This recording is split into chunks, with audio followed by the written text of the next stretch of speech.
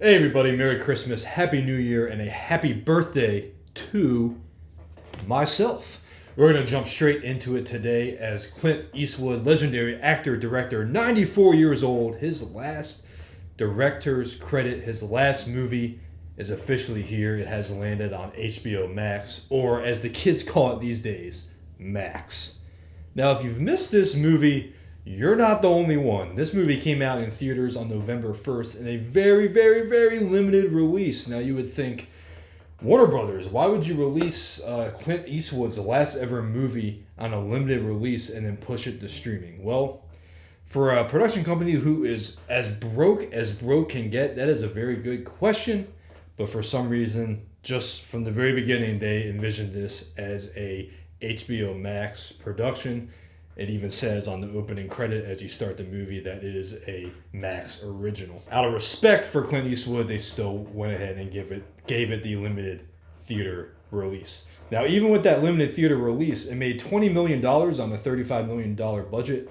Hey, look, there's movies out here that get full theater releases that don't get the $20 million. And just to let you know how limited of a release this movie was on my radar. I really wanted to see this movie in theaters as it was getting the critical and audience acclaim were both very, very high. Just to let you know, I mean, we've got a 93% Rotten Tomatoes from the critics and a 91% from the audience, a certified banger for both.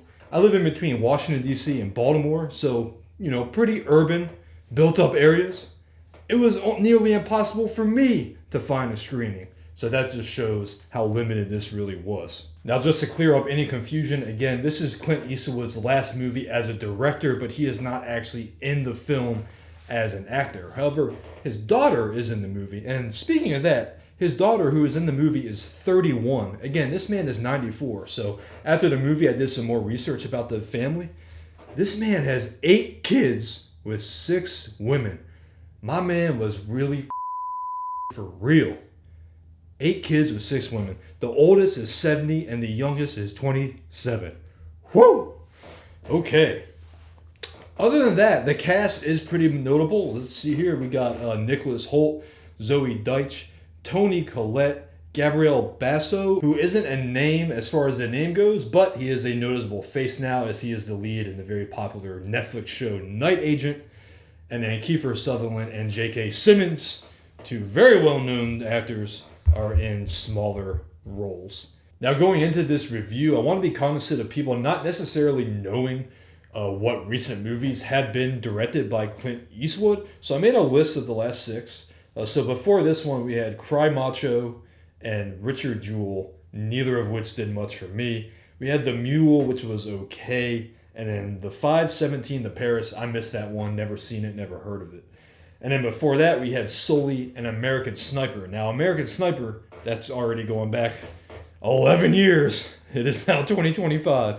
American Sniper, one of the best movies of the 2010s. A fantastic film, start to finish. And Sully is also very well made. So if you've seen a lot of those movies, you can kind of now get a sense of what Clint Eastwood movies are kind of like. In this movie, Juror number 2, we'll finally jump into it here. But first, real quick, if you're enjoying my review style, if you want to subscribe to my channel for more movie and TV talk, or at least like the video to help me out, I'd really appreciate it. But we'll jump now into Juror number 2. The Max original. This movie screams how humans actually talk to each other.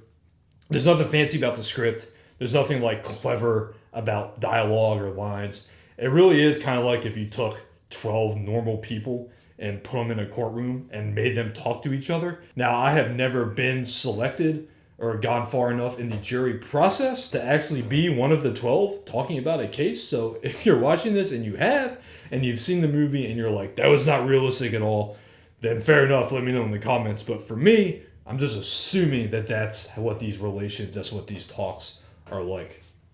Now, the movie itself, don't worry, no spoilers here. Nicholas Hoult, who is the lead, he is selected to be a juror in a high-profile murder case. So basically, as the trial progresses, and don't worry, it does not take long. The trial in this movie, I clocked it. It starts at the 12-minute mark, so we really do jump right into it. And that's really a positive of the movie as a whole for me, is that start to finish, there's no wasted time.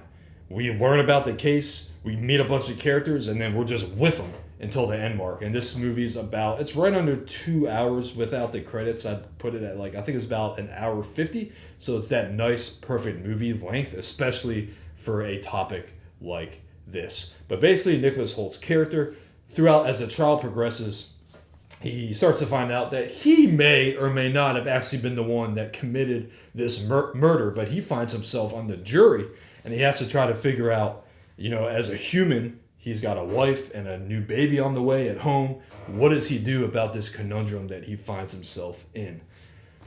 The trailer, the actual story isn't necessarily as obvious as the trailer shows. There are some surprises. There are also some things that are as you would assume them to be, but I will not break any of that down here in this video. If you've seen the 1950s movie 12 Angry Men, which in my opinion is one of the best movies in American history, it is a very similar feel, and there's really no surprise because Clint Eastwood, being an older guy, he wanted to just bring back that old school style movie making where you just put 12 people in a room and you make them talk to each other. And that's most of the movie other than the scenes that happen outside of the courtroom. Now, obviously, this is not the first movie ever made about a trial. These movies were very popular in the late 80s and throughout the 90s. I love a lot of those movies.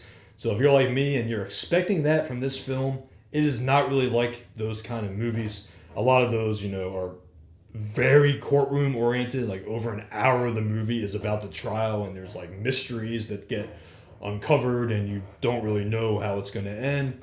Some of them are also thrillers. This movie has elements of those kind of movies, but again, it really does have more in common with that 1950s 12 Angry Men feel, with some more modern, character drama elements sprinkled in between the courtroom and jury scenes. Now it is time to get to that grade.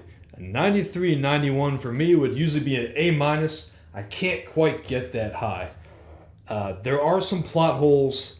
There are some instances where it's wow, you really have to assume that the lawyer for the state, also the district attorney, and then the public defender for the guy being put on trial, they are really bad at their jobs to not be able to figure out some of the things that we learn throughout the trial. In fact, one of the jury members actually is a retired detective, and he finds out more about the case in a day's worth of research than either of the lawyers knew.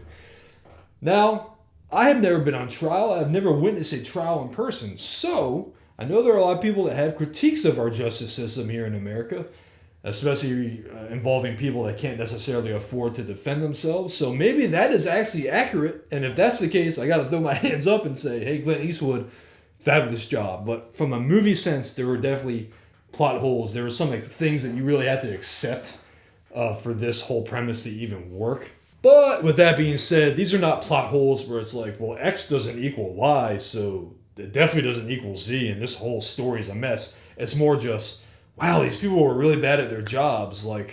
Is this believable? So that paired with just fabulous acting, the original story.